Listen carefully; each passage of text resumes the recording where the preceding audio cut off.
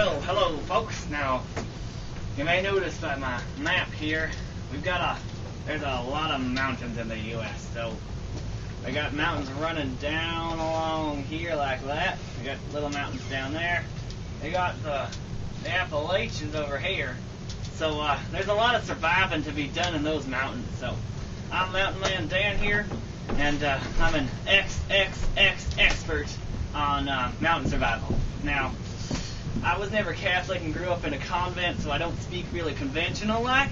So those X's could mean formerly for most people, but for me, you see, they mean extremely, extraordinarily, exemplary expert there. So now, the first rule of survival, you gotta survive. I mean, seriously. If you don't know how to survive, how can you survive? It's kind of a no-brainer there. I mean, even if you don't have a brain, you can probably figure that one out. So, first, you gotta learn yourself how to eat.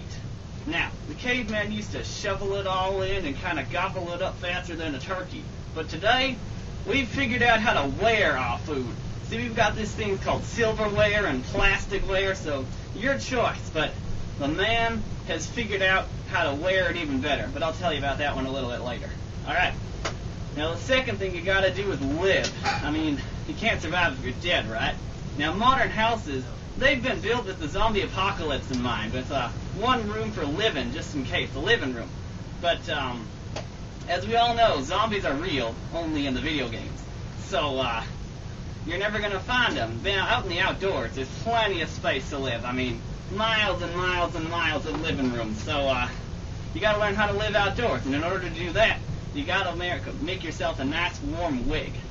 Now, the wig should be very warm, kind of like how the Indians did it. Now, they weren't too good at grammar and stuff and spelling, so they called it a wigwam. But we all know, wigwam means wig warm, which is translated a warm wig. So as you see here, I've got on my ex-beaver hat. Now, that's X as in formerly. He's not an expert beaver by any means. He got shot now. And I've got him wearing a coonskin cap just to make sure he keeps warm with his wig. So, you got to make sure you wear that warm wig.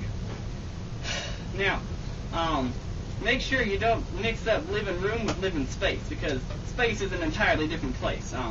I once knew this guy, tried to use the stars as his blanket, made great, great poetry, but he woke up in the morning covered in so much Mountain Dew, it looked like he'd been to Walmart.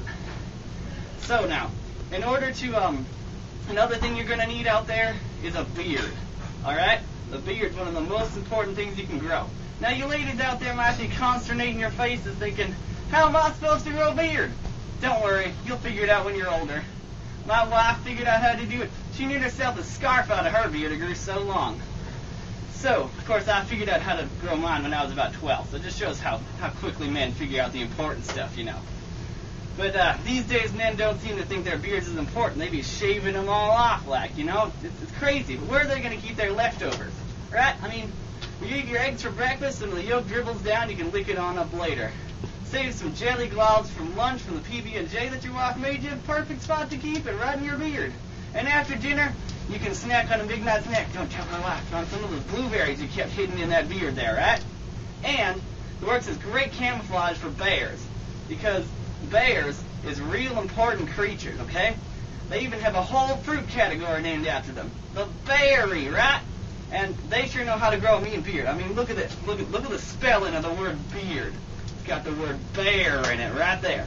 You gotta learn how to grow a beard if you want to get close to a bear. So, when you're living life, you gotta know how to survive, right? Just remember, you gotta live outside. Someday the world's gonna change, and you're gonna find yourself wishing you had a nice warm wig to cover up your head, and you wish you could have some food kept in your beard that you got from a bear, right? So thanks, and remember, you can keep your stick on the ice, but just remember to tie it to shore, because after the ice melts, it's going to float away. We're all in this together. Thank you.